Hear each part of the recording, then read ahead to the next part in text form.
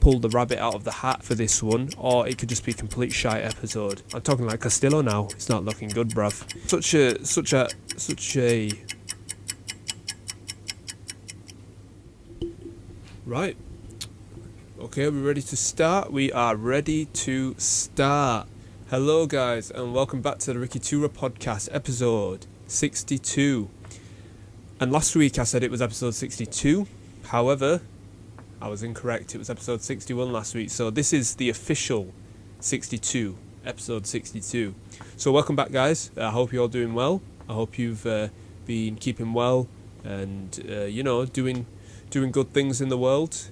Welcome back to the episode. I know I've said that about 3 times now, but yeah, thank you for tuning in, whether that's on wherever you're listening to for your podcast through your ears, or if you're watching on YouTube. I appreciate that as well. And I'm here, so let's just get started, man. And the first thing really I want to talk about is just the proper Yorkshire thing to do, or maybe the proper British thing to do. So let's just talk a little bit first just about the weather. It's absolutely pissing it down today, man, here in Leeds. So shop floor's a little bit wet. Not too wet, but it's gonna get wet soon. So yeah, I can hear the rain now actually outside. Wherever you are in the world, what's it like there? I'm pretty sure it'll be better than here. Compared to the last couple of episodes I recorded, I was in a t-shirt, but your boy is rocking the Bondi Australia hoodie today. You know, that's a bit of a throwback to the previous podcast episodes before I shut the whole thing down.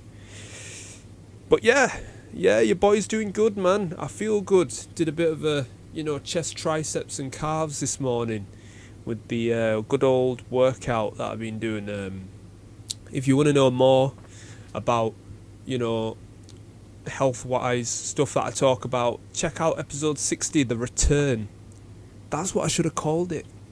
I should have called that episode The Return instead of Where Have I Been. But yeah, I talked about that in episode 60, Where Have I Been. Episode 61 was my first gig after over a year. This episode, guys, I'm going to be completely honest with you, I don't know what I'm going to talk about. So either this will be a really good podcast episode where it's like, flipping hell, Ricky actually pulled it out of the bag, or pulled the rabbit out of the hat for this one, or it could just be a complete shite episode. So good luck to Ricky in the post edit to this. But I had a few things on my mind, and actually I just had one thing on my mind, and that was the state of magic in 2023. That was something that's been on my mind, and I haven't made no notes on it, and I have no idea where I'm going to start with this, but just bear with me. If you've known me for a while and you've known this podcast, you know that I do a lot of impromptu episodes, so I'm pretty sure I can get through this and talk about something about magic in 2023. But let's take it back. So we're in 2023 now. I'm going to take it back to 2011. Okay, and I've talked about this as well, but just for those that are tuning in that are new, I got into magic when I was 13 years old, and it was in 2011 when I was watching the first season of Dynamo Magician Impossible. It was where I saw Dynamo make a fake butterfly off a wall. It was a wall full of fake butterflies. He pulled a butterfly, covered his hands over it, and it turned real. It came to life, and then all of a sudden all the other fake butterflies on the wall had just become absolutely real. They'd come to life, and it was amazing. And yeah, I got addicted into magic since then. I started watching every single Dynamo episode I could get hold of on YouTube. 5 Nights in Miami, Concrete Playground, Dynamo's A State of Mind, anything that I could do. But aside from Dynamo, anything in magic as well. So taking it back to 2011, which, can you believe it or not, was 12 years ago. It felt like yesterday. I went on YouTube and I looked up self-working tricks. Now, this is the state of magic back then. You could learn magic tricks just off YouTube in like 5 minutes, and you could perform it for like your family, your friends. There wasn't really excuse me, there wasn't really no Instagram or like Snapchat, TikTok, YouTube Shorts, nothing like that. No like 5 seconds, 30-second videos. It was like full form, like at least a good 10-minute, 5-minute video. So I started looking up MissMag822, and a huge shout out to MissMag822 because he launched my self-working magic performances back in 2011, and that was the good times. Those were the OG times back in the day. And there was Andy Field Magic as well. There was Free Magic Live. I've talked about this. I'm just going over it because those were the days where you could look at magic, just free magic on YouTube, and there wasn't really a big magic community back then. You had your OGs in the space, and you had like your other magicians as well who are still OGs in the game to this day. You had Daniel Garcia, you had everyone, you know, and you had your young ones that were coming up as well. I say young ones in a Yorkshire accent, but they're older than me, but back then they were young ones. I was even younger. But you had like Kayla Morelli, Justin Flom, people that were just coming up and showing a different side to magic, but that wouldn't happen till maybe about 2 or 3 years later.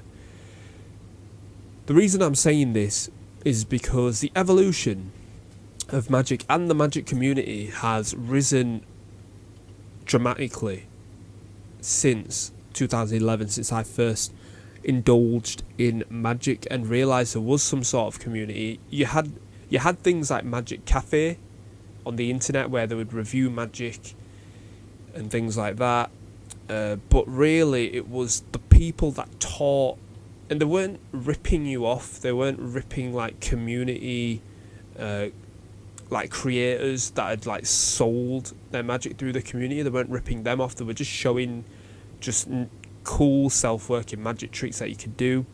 And I remember like the gimmicks ones were always like the hardest, because for me back then I didn't really know much. I only had 1 pack of cards on me. I didn't even have 2, so making a gimmick for me was impossible. Compared to now, 12 years later, I can make a gimmick if it needs to be. It's no problem. But back then it was a blocked road for me. So self-working tricks were the one to go. But the YouTube community in general wasn't as big back then. You had your upcoming creators outside, just in general on YouTube, like Rowan Atwoods, the prank guy, Vitali, KSI, I guess, it was starting. You had your other creators as well, but there wasn't really much happening in the magic scene. There was you guys, like I said previously, MissMag822, this and that. So it's nice to see the upgrade, really, in magic. Obviously, as technology's evolved, as magic's evolved, and as social media's evolved, it's getting more and more popular, day by day, year by year. And you've got so many great creators now, compared to back then. There was still great creators there, but just to see the evolution and just to see how everything has gone is really, it's amazing in itself. It's magic in itself, if I want to say. And the person that I really looked up to was Dynamo, but you had your magicians like Troy, who came on into the scene in 2014. You know, he was mixing fashion, magic, just a whole lot of handsomeness as well, no homo. And yeah, you know what I mean? So it was bringing something different year by year. And now you've got like all these young creators as well, making like YouTube shorts, TikToks, and just blowing up. And it's amazing to see how, I know in general how you can blow up on social media, but just in the magic community, you don't have to be in the magic community. You can just be like an up-and-coming magician, and all of a sudden you can just blow on social media. And next thing you know, you're on like America's Got Talent, Britain's Got Talent, or you're performing, or you're just doing so many gigs and so many social content now that you just become a household name in yourself. And it's really amazing to see, because 12 years ago you couldn't do that. And it was one of them things where you had to work yourself up through working gigs. And I didn't do gigs 12 years ago, as I just started to get into magic. I didn't start gigs until 2014. And that wasn't even professionally, that was just as a hobby. And so I can just imagine the hard-working, gritty magicians that are going through the gigs. It's completely different as it was there compared to it is now. You don't even have to do gigs if you don't want to. You can just do social media content for your whole life, and you can make a living off that if you're good. And I'm trying to get there as well. But that's just amazing to see how fast it's progressed in the magic community. And I love to see it. I can only imagine what it'd be like in the next 12 years, where magic would go. Have I got a prediction for where it would go into the next 12 years? I think you'd see AI playing a huge role, and you'd see a lot of voice recorded content, meaning, do you know, like your little Google Hub things? I can't remember the name now.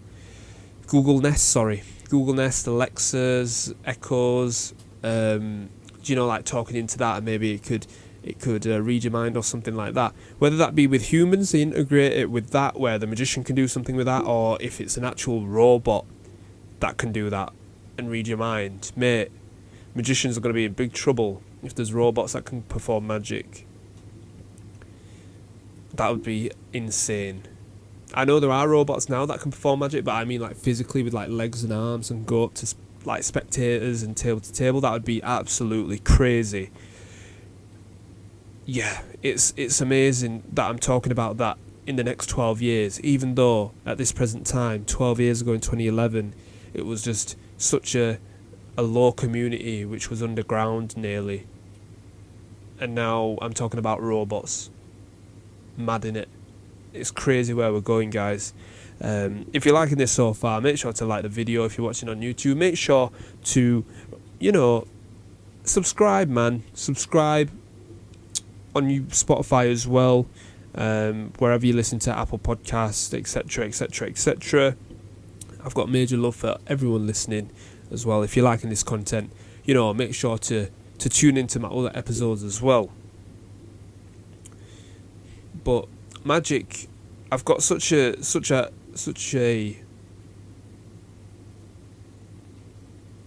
passion and deep love for it. It's something that will never go away. And I know I have a lot of magician friends as well, and they're doing so much great stuff with it. And I see a lot of other magicians as well that in the upcoming game that are just doing so much as well. I remember it was Blackpool 2020, and I can't remember the name. So they were from Ukraine, and they were doing a magic effect where you had a pointing gun finger, and as soon as you do that with your finger, like a little gun motion, click with the trigger, the deck of cards on the table will kind of like not blow up in a dramatic way, but kind of lift off in fire, like a little pot of fire just happen, and next thing you know that there's a card reveal on the deck. It is brilliant, honestly, just to see that was in 2020. So just to see that in 2020 compared to 2011, where that didn't even exist, guys. Stuff like that. Like for the magicians that are watching, yes, you had your flash papers, you had that, you could produce flowers, a lollipop, this and that, but you couldn't do that with a deck of cards back then, bruv. Like, I'm going to be completely honest with you, man. So it's amazing to see, and there's all this like on your phones, iPhones, and you can do like mind reading off your phone, make a city appear through mentalism, what city you're thinking of through your notes app and stuff like that. It's amazing, bruv. Honestly, I'm talking like Castillo now. It's not looking good, bruv. And yeah, it's amazing to see where magic's going, where it has been, what it is now, and where it's going. For the present moment, I'm very happy. I think this is going to be my complete honest opinion. I think there's too much magic at this moment of time. I go on to magic websites, right? I think this is more of a magician's episode, but if you're just a normal casual viewer, this would be something interesting for you as well. Maybe if you're just interested in magic or just how it works. I'm not revealing anything here. This is nothing major. This is just me talking about my topics on magic. But if you look at like magic sites, like Magic Shop, Penguin Magic, Vanishing Ink, Illusionist, shout outs to all of them. It's just crammed with a load of magic, and plus you've got magic downloads now, which is a new thing. I don't think you could do that back in the day, especially 9 years ago. I don't think you could do that. But just to see the amount of magic, it's like become a Netflix. Like, do you know when you're just watching on Netflix and you're like, oh, am I going to watch the TV show? Am I going to watch a movie? Okay, I'm going to watch a movie. Just stay on your remote, just flicking down through each and every movie. Like, I don't know if I want to watch that one. Do I want to watch that one? Okay, I'll watch that one, but I'll do it later. Let me see. So, it's kind of like that in Magic now, where I was back in 2011, you'd go on a Miss Mag 822 YouTube video, go under uploads, new uploads. There was no flipping bell notification back then, bruv. You just click on it, boom, I'm learning a flipping self-working trick with the Joker's Wild, catch a card, bish bash bosh, done. Mum and dad, check this out. They clap, fake reaction, boom, I'm the best magician in the world. Do you know what I mean? But now it's kind of like, flipping hell, do I want to learn a torn and restored? Do I want to learn this? Do I want to be a stage magician? Do I want to cut a gyal in half? Like, what, bruv? I don't know sometimes. And I've purchased a few effects in the past, and I'm going to be completely honest with you. Every magician's done this. It's come out of every magician's mouth. I've purchased an effect. I've tried it for like a day, 2 days, and then I've put it at the side because I couldn't be arsed with it. Or I didn't like the handling. I didn't like the gimmick. I didn't like the actual performance. Bro, it happens to all of us. But that's kind of like, you have to try and test it, but at the same time, it's like, did I pick the right one? Because there's just so much magic out there. And honestly, if I could, I would buy the entire magic website and just absolutely just sit in my room for years and just perform. Obviously get out, perform, and then practice. Honestly, if I could do that full time, I would. Like, I wouldn't be in here now. You wouldn't be getting this podcast, I'll tell you that right now. But you have to be picky in what your style is. And this is for like upcoming magicians as well. I'm upcoming, but this is just me talking from experience. This is for like people that want to get into magic or are in magic but don't know what to do. Know your style. If you don't know your style, get a little bit of variety. Card magic, coin magic, sponge ball magic. See what you like to perform more, and then just dive into that. If you like all of them, you know, perform them again and again and again to people. Develop your style. You know, look at people you look up to, but don't copy them as well. Kind of take that with a grain of salt, and then see what you want to do. Because I used to copy Dynamo all the time, Civil Cut, this and that, Dynamo Shuffle for the neutrals out there. But yeah, just develop your style and then see what you want to get into. And then I feel like it'd be a lot more easier. That's why I'm a bit picky. I'm a bit more picky when it comes to magic now. Because I see like a really cool effect and it's shot and edited amazing. But I read the reviews and everything like that just to see if it isn't bullshit. Like, back in the day, that wouldn't happen. You just buy something and you know it would like be good. Where it's all saturated the market now with magic. And I feel for magic creators, you know. I really do feel for them. Because I feel like the big names in the industry will only get noticed. I feel like if you're an upcoming creator, like, I don't know much about creators in magic. I've never done it. I have not created my own magic. My magic's always been a variation of other people, and I try to put my own style on it, like every other magician. But if you're a creator in magic, I can only imagine how hard it could be if you're not like a household name in the magic industry. It could be a lot harder. But unless you create something that's out of this world, I don't know how it works. I know a lot of big magic companies now, they kind of scout out a load of people, or a load of people come to them and they'll kind of like fund them. But I don't know how that initially works.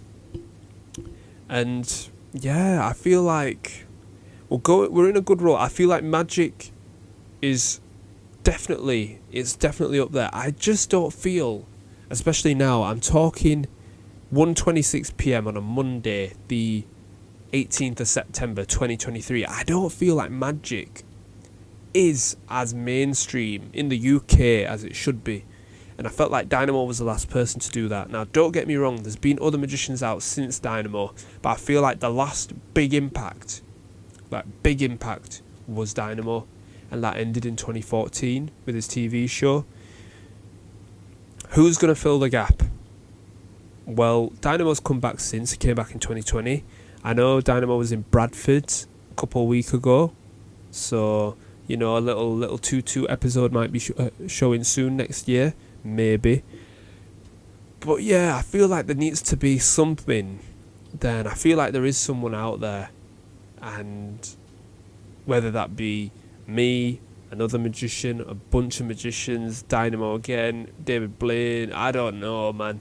All I'm saying is I feel like there's a gap there for the taking, and it will be taken. And I will clip this video and put it online and be like, you know what, 2023 Ricky were right.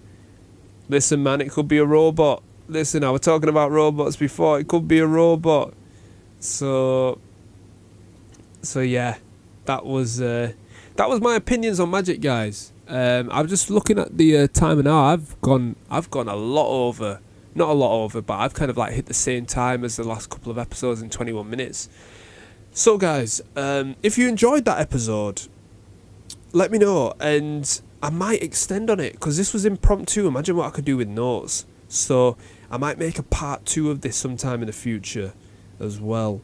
I kind of like just laid the first layer over just on the past, present and future. But if you enjoyed that episode, guys, make sure to give it a like, subscribe on YouTube, review on podcast platforms as well. And this has been your boy Ricky2ra, man. Shout out to all of you. I've been keeping an eye on the statistics for everything.